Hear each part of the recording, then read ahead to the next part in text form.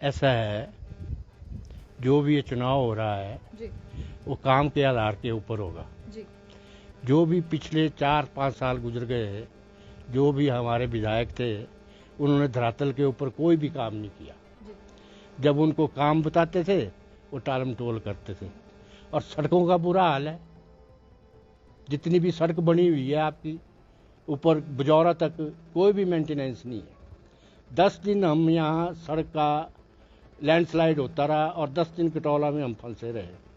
कोई भी प्रोग्रेस किस काम की नहीं हुई। 15 करोड़ रुपए इस खर्च सड़क के ऊपर खर्च किया गया, ठेकेदार को दिया गया है। ठेकेदार भी ऐसे ही टालम टोल करता रहा, कोई काम नहीं किया उसने, मतलब, और पैसा चलता रहा। मतलब धरातल के ऊपर कोई भी काम नहीं हुआ है। जी अभी क्या लगता है, क्या इस बार चुनावी मुद्दा रहने वाला है? अगर चुनावी मुद्दा यही रहेगा, काम के आधार पर वोट पड़ेंगे कि किस आदमी ने क्या काम किए हैं। जी पिछले काम भी गिनाएंगे हम, और जो 4 साल में कोई काम ही नहीं हुआ। जितने पुराने काम चले हुए थे उसी के उद्घाटन होते रहे, जी चाहे स्कूल की बिल्डिंग की थी, चाहे सीएससी की बिल्डिंग की थी, सब पुराने काम है ठाकुर कौल सिंह के टाइम के, जी जिनके उद्घाटन हुए। और आधी अधूरी बिल्डिंगों के उद्घाटन सीएम साहब से करा दिए गए। जी हाँ। आधी अधूरी बिल्डिंग आधी अधूरी बिल्डिंग, जी उसमें कोई नहीं मेंटेनेंस के, कोई अंदर कुछ नहीं हुआ था अभी तक। जी ना कोई बेड लगे थे, ना कोई साधन था, मतलब वहाँ जो भी डॉक्टर बैठे थे उनके लिए ना फर्नीचर था।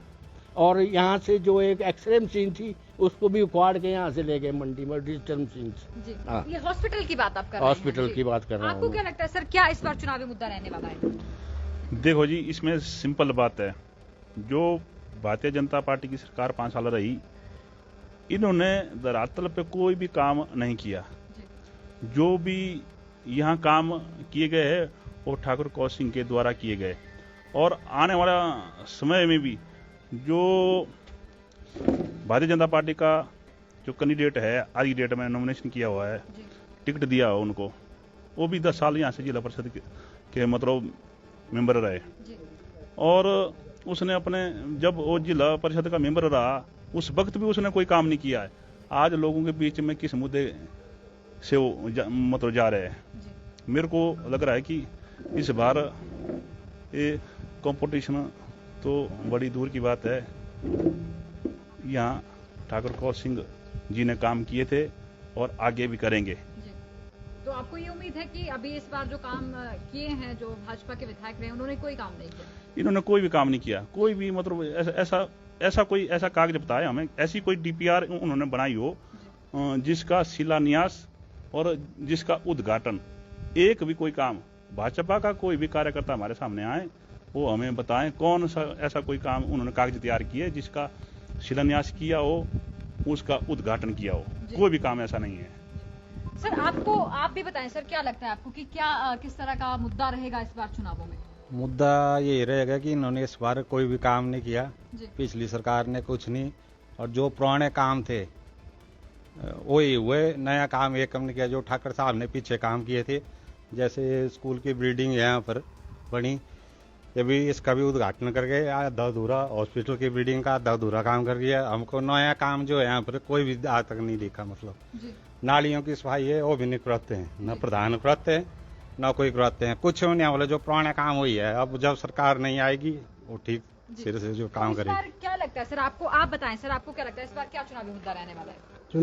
चुनावी मुद्दा हमारा सबसे पहले यह है कि भ्रष्टाचार इतने सरकार ने किया जिसका कोई हिसाब नहीं है। जी महंगाई इतनी कर दी जिसका कोई हिसाब नहीं है। गैस का सिलेंडर जो पहले 475 रुपये था, 2014 में जब कांग्रेस ने सरकार छोड़ी तो उस टाइम 490 या 95 था, लेकिन आज 1150 हो गया। महिला को गैस दी गई, वो एक सिलेंडर दिया और उस गैस की कीमत 1150 कर दी गई। गृहिणी उज्ज्वला योजना, गृह योजना के अंतर्गत आज जो है सब जो बुद्धिजीवी आदमी है वो सोचता है कि इतनी महंगाई कैसे हुई। जी उसका सबसे बड़ा मुद्दा हमारा ही है।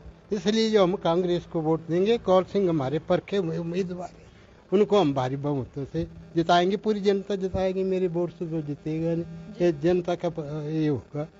जनता, हाँ जनता जनता के जनता ही चुनती है। हम क्या एक आदमी से सर्वोपरि है। आप लोग हाँ जी, हाँ जी, हाँ जी। आपको क्या लगता है सर इस बार क्या चुनाव ये ऐसा ये इनके काम ये तो इन्होंने अधूरे कामों पे कर दिया उद्घाटन जो भी किया, जी नए काम इन्होंने कोई नहीं किए। जी कोई साइड में कोई एक आधा काम किया होगा तो ये तो ये जाने इन्होंने कहीं कुछ कहीं स्कूल खोला पता नहीं, हमारी नज़र में कोई नहीं आया ऐसा। जी बाकी महंगाई बहुत बढ़ा दी, बेरोजगारी बहुत होगी, सबको मतलब सब चीज़ें महंगी होगी, घर चलाना मुश्किल हो गया, जी बेरोजगारी बहुत है, अब क्या कर पाएंगे बच्चे भी। तो जिस तरह से आप लोग सभी का कोई ना कोई मुद्दा है कि द्रंग विधानसभा क्षेत्र के तहत आते ये कटौला जो है यहाँ पर जो है आधी अधूरी बिल्डिंगों के उद्घाटन कर दिए गए और अस्पताल की हालत दयनीय है, रोड की आप बात करें। इस बीच आपको क्या लगता है कि भाजपा जो हमेशा कहती है कि बहुत ज्यादा विकास हुआ है हिमाचल प्रदेश में, तो क्या लगता है आपको? विकास जो है वो कागजों के ऊपर हुआ है, जी धरातल के ऊपर कोई विकास नहीं हुआ। जी मैं तो ऐसा समझता हूँ।